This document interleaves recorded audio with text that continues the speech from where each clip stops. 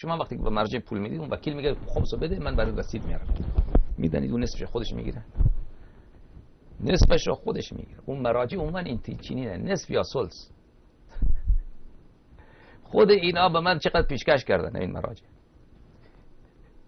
که ما به تو ثلث میدیم نصف میدیم. اینا همه این چینی نه. اون وکیل حالا اون خرج ماشین میخره، هر کاری میکنه.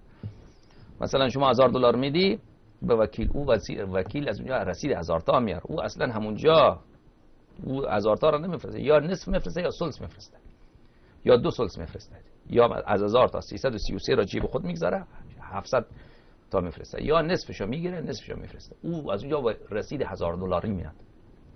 اونجا هم که میره، اونم که میره و اونجا بله این پولای مراجع بله بعضی از اینها شاید خیلی قلیلا نادرا در راه خدا مصرف